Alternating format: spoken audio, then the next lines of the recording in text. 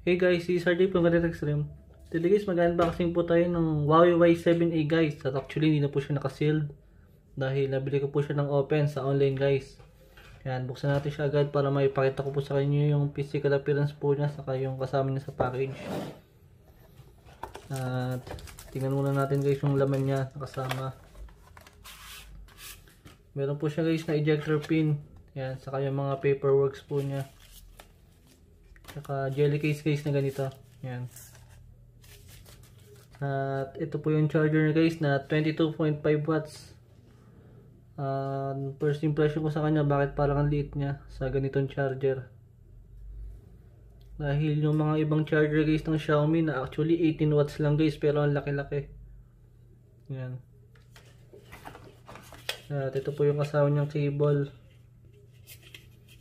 Yun guys, naka type C na po siya.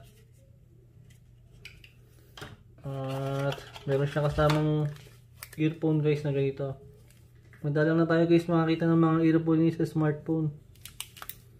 Ang nakikita ko na lang guys na may kasamang mga earphone is yung Samsung, tsaka itong Huawei, saka Infinix guys. Dahil yung mga Xiaomi, Realme, wala na siyang mga kasama. Tingnan natin itong phone guys.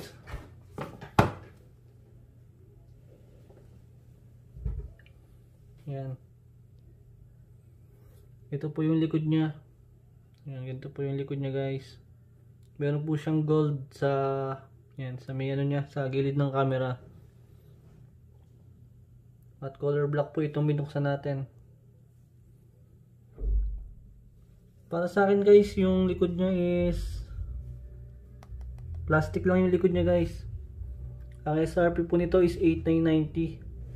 Actually 9,000 po siya, na meron siyang quad camera na hindi ko alam kung ano bang camera na to.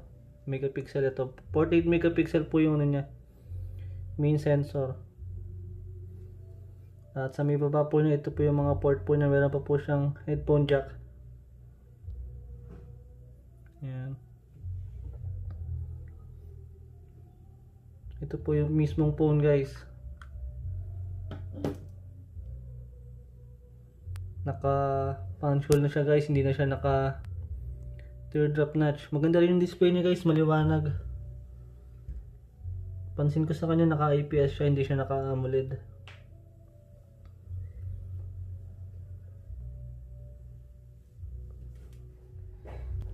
Ito guys yung full specs niya guys. Tingnan lang natin kung worth it ba yung specs niya.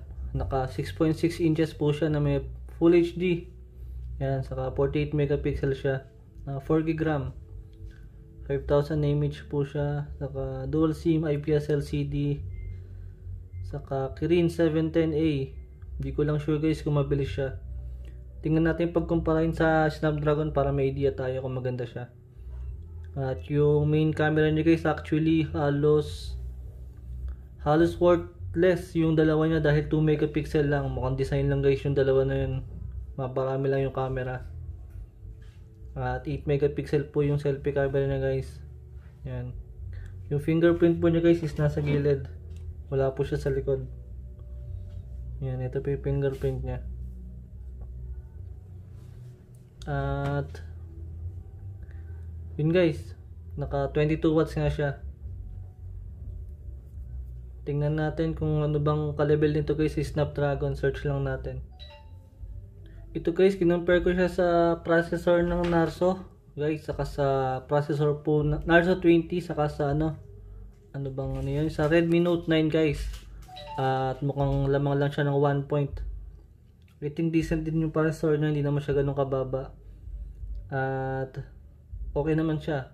At kinumpare ko po siya sa isa sa Snapdragon, sa isa sa pinakamababang Snapdragon ngayon na which is mababa siya sa ngayon pero mataas siya kung nasa ibang ano siya. Nasa mga murang cellphone guys, katulad ng Realme 5i. Ito guys, yan, mas lamang talaga yung Snapdragon 665 sa kanya, na nasa processor lang yun guys ng Redmi Note 8 guys. Yan, yun yung processor nya, saka ng Realme 5i na which is mas mura pa dito. Kaya para sa akin guys, mas tingnan natin yung processor nya kumpara sa physical appearance po nya saka sa RAM. Dahil malaki po difference guys kung titignan niyo yung processor nya.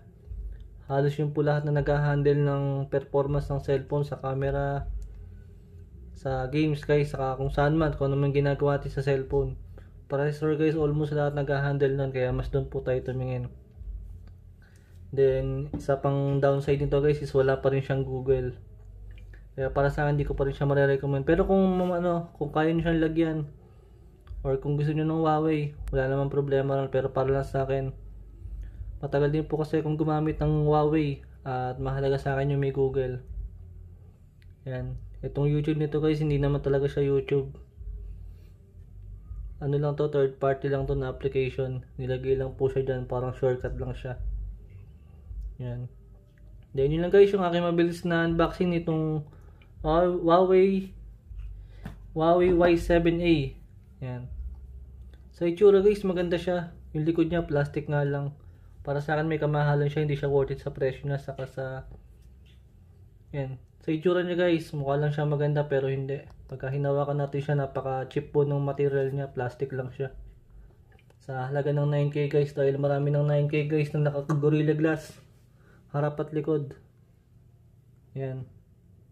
Pero nasa sa inyo yun guys. Yun lang po. Thank you for watching.